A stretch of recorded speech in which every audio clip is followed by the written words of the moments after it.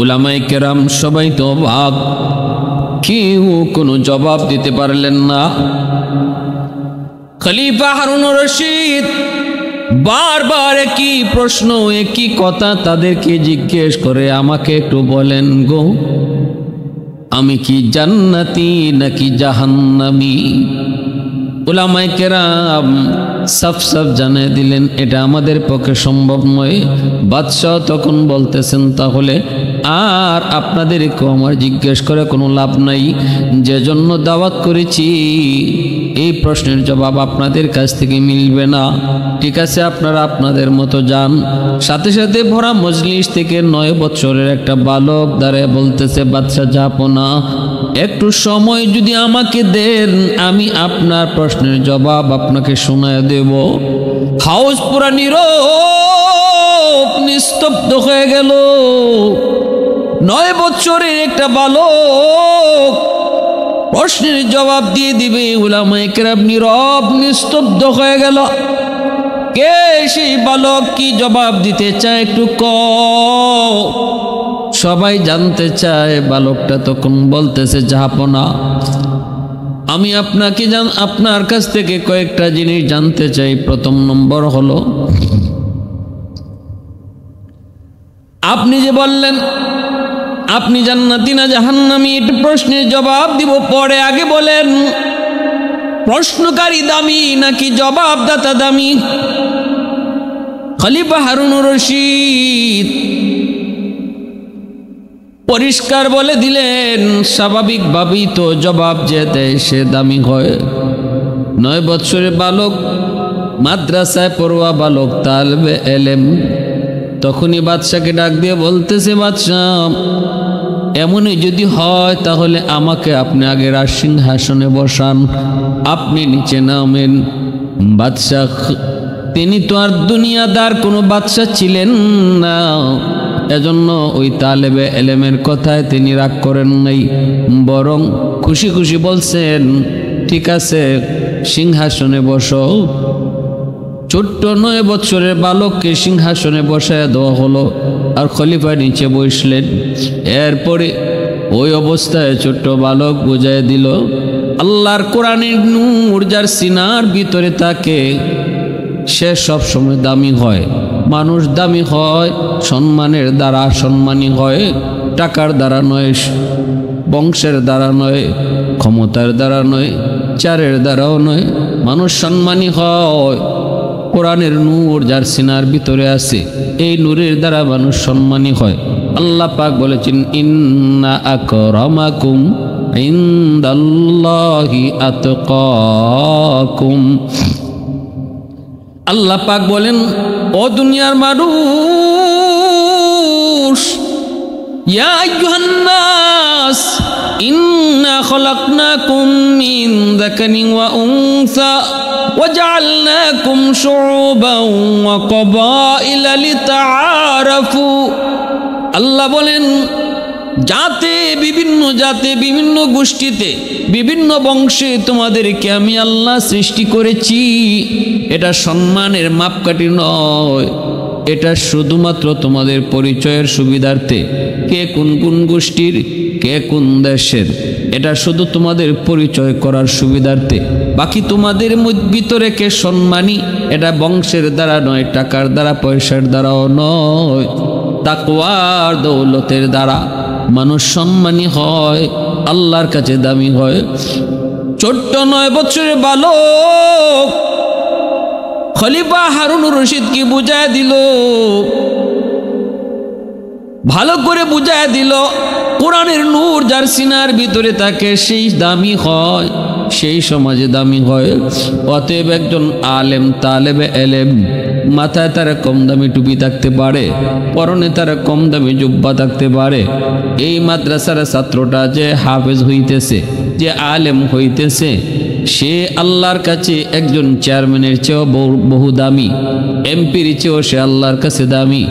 এমনকি সমাজের সকল মানুষের চেয়েও একজন হাফেজে কোরআন, একজন আলেম শুধু না, আলেম হইতেছে তালেবে এলেম, তার মর্যাদাও সবার চেয়ে বেশি। এই সম্মানটা আমরা জোর করে আনছি না, এই সম্মানটা যুদ্ধ করে মারামারি করে আনছি না।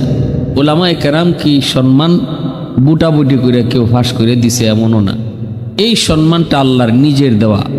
এটা মানুষে যদি দিত তার যখন মন চা আবার লয়ে যেত, কিন্তু দিছেন তো আল্লাহ, নেওয়ার আর সুযোগ নাই। যেন দিছেন এই নিয়ে আবার মন চাইলে নিতা, অতএব কারাকারির লাভ নাই। আলেমদেরকে আল্লাহ সম্মান দিছে, আল্লাহ যা দেয় এটা মানুষে নিতে পারে না। উলামায়ে কেরামের কি সম্মান, এটা অল্প সময় বুঝিয়ে দিল 9 বৎসরের বালক। হাউজের ভিতরে সমস্ত উলামায়ে কেরাম নীরব।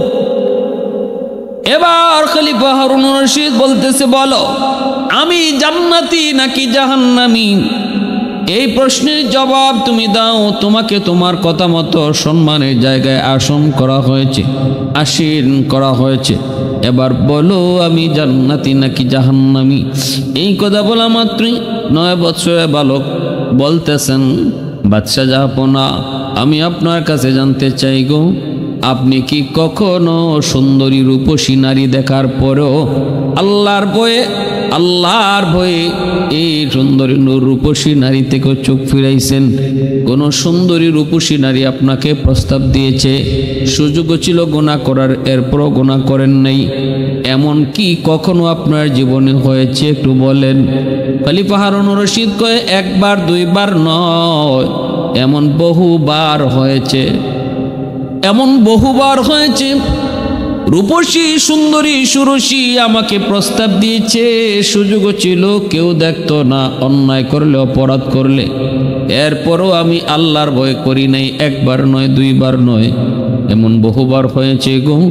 এই কথা শোনা মাত্রই 9 বৎসরের বালক তখন আল্লাহর কোরআনে আয়াত দিয়ে দলিল দেয়, ওয়া আম্মা মান খাফা মাকাম রাব্বিহি ওয়া নাহান নাফসা আনিল হাওয়া ফাইন্নাল জান্নাতা হিয়াল মাওয়া। আল্লাহর ভয়ে যদি আপনি গুনাহ থেকে বেঁচে থাকেন, একবার নয়, দুইবার নয়, এমন যদি আপনার জীবনে বহুবার হয়ে থাকে, তাহলে আল্লাহর কোরআন বলে, আল্লাহর কালাম বলে, আপনি জাহান্নামী নন, আপনি হলেন জান্নাতি। কারণ আল্লাহ বলেছেন, আল্লাহকে খুশি করার জন্য যে নিজের নফসের বিরোধিতা করে, নফস চায় কিন্তু আল্লাহর ভয় করে না, এই মানুষটার ঠিকানা ইন্নাল জান্নাতা হিয়াল মাওয়া। আল্লাহ বলেন জান্নাত হলো তার ঠিকানা। অতএব আল্লাহর কোরআনের আয়াত দিয়ে আমি দলিল দিলাম আপনি জান্নাত। উলামায়ে কেরাম নীরব, নিস্তব্ধ। এবার তল্লাশি শুরু হলো, কে সেই বালক, কে সেই বালক? এ তো জানতেন কোনো বালক নয়। কেমন করে তো সুন্দর জবাব, সবারই তো জানা, কিন্তু এই মুহূর্তে কারো মাথায় আসলো না। এই তো সেই বালক, যে বালক পরবর্তীতে ইমাম শাফি রহমতুল্লাহি আলাইহি হইছে। জগৎ বিখ্যাত ইমাম, 4 ইমামের এক ইমাম হলেন ইমাম শাফি। এই বালকই হলেন ইমাম শাফি। ওনার পক্ষে তো এমন কথা শিশুকালেও বলা সম্ভব ছিল। বাদশাহ খলিফা হারুনুর রশিদ, সে তো আলেম ভক্ত ছিল, সে এরকমভাবে পরকালমুখী ছিল। তার বিবি জুবেদাকে নিয়ে রওনা হয়েছে। জুবেদা যখন রওনা দিছে, বাহলুল দরবেশ কয়েকটা মাটির ঘর বানানো শুরু করেছে। খলিফা হারুন রশিদ তার বিবি জুবেদাকে নিয়ে রওনা দিছে। বাহলুল মাটি দিয়া ঘর বানায়। জুবেদা যায় জিজ্ঞেস করে, বাহলুল কি ব্যাপার, কি বানাও? কয় জান্নাতের ঘর বিক্রি করি, জান্নাতি বালাখানা বানাই। কি করবা? কয় বিক্রি করব। দাম কত? কয় 1 দিনার। 1 দিনারের বিনিময়ে যে এই মাটির ঘরটা কিনবে, তার কাছে আমি জান্নাতি বালাখানা বিক্রি করব। এই কথা বলা মাত্রই জুবেদা সে দরবেশ বাহলুল দরবেশের কাছ থেকে ওই বালাখানাটা কিনতে চায়। কিন্তু খলিফা হারুন রশিদ বাধা দেয়া কয়, ও বিবি, কি তোমার মাথা নষ্ট হয়ে গেল নাকি? একটা পাগল বালু দিয়া ঘর বানায় কয় জান্নাতি বালাখানা, আর টেখানে একদিন আর তুমিও তারে দিয়া দিতেছো, মাথা কি তোমার গেল নাকি? জুবেদা কয় মাথা যা করে তাও, আমি এত কিছু বুঝি না, আমি এটা বুঝি বাহলুল আল্লাহর একজন ওয়ালি, সে একজন দরবেশ, সে আল্লাহ পাকের একজন পাগল। যদি আমি পাই তো পাইলাম, না পাইলে নাই, টাকা একটা গেল তো কি হইল? তবে আমার মন বলে গো, সে আল্লাহর যেমন প্রেমিক, তার কথা কখনো মিথ্যা হতে পারে না। হারুন রশিদ সে তখন আর কি করবে, চলে গেল বিবিকে নিয়ে। রাতের বেলা ঘুমাইছে, স্বপ্নে দেখি কিয়ামত কায়েম হয়ে গেছে। জান্নাতের ভিতর দিয়া খলিফা হারুন রশিদ ঢুকতেছে। হঠাৎ করে দেখে একটা আলিশান বাড়ি, দামি দামি পাথর। পাশে যেয়ে দেখতে পেল ওই গেটের মধ্যে তার বিবি জুবেদার নাম লেখা। ঢুকতে চায়, দারোয়ান তারে ঢুকতে দেয় না। এ বেটা, ঢুকতে দাও না কেন? এটা তো আমার বিবি জুবেদার বাড়ি দেখা যায়। বিবি আর বিবি, দুনিয়ার বিবি, পরকালে বিবির পরিচয় দিও না। এই বাড়ি যা, আর সে আসলে তার বাড়িতে ঢুকতে পারবা, এর আগে তার অনুমতি ছাড়া কেউ বাড়িতে ঢোকার সুযোগ নাই। ঘুম ভেঙে গেল বাদশার, জড়া ধরছে বিবিরে। বিবি গো, স্বপ্নে দেখলাম কিয়ামত কায়েম হয়ে গেছে, জান্নাতের ভিতর দিয়ে ঢুকতেছি, তোমার ঘরে ঢুকতে চাইলাম, এত সুন্দর একটা ঘর, দারোয়ান আমাকে ঢুকতে দিল না। এমন কি আমল তুমি করো যে আমলের কারণে জান্নাতে বাড়ি পাইলিছ?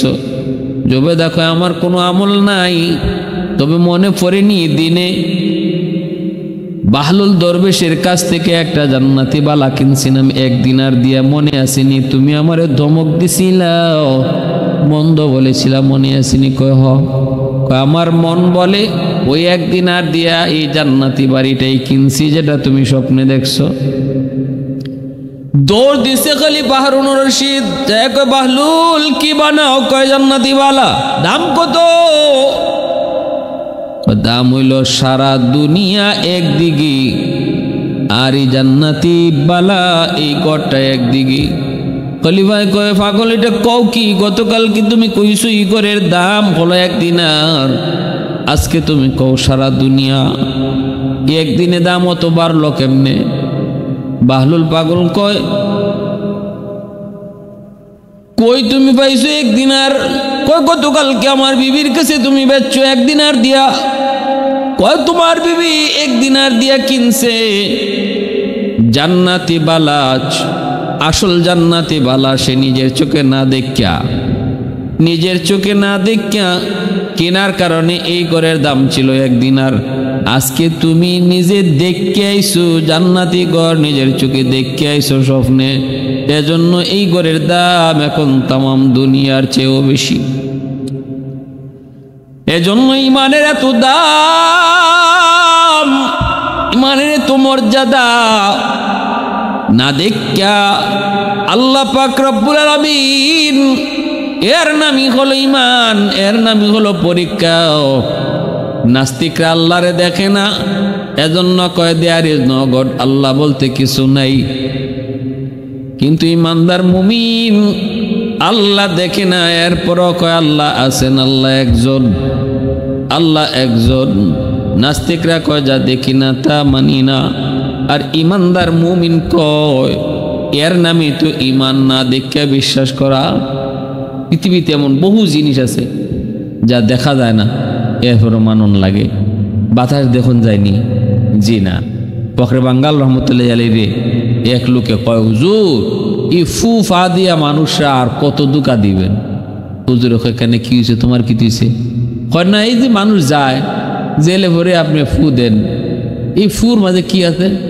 একটা বাতাস ছাড়েন, এই দুকা কতদিন দিবে? ফখরে বাঙ্গাল রহমতুল্লাহ আলাইহি কয়, তুমি এটা বুঝবা কেমনি?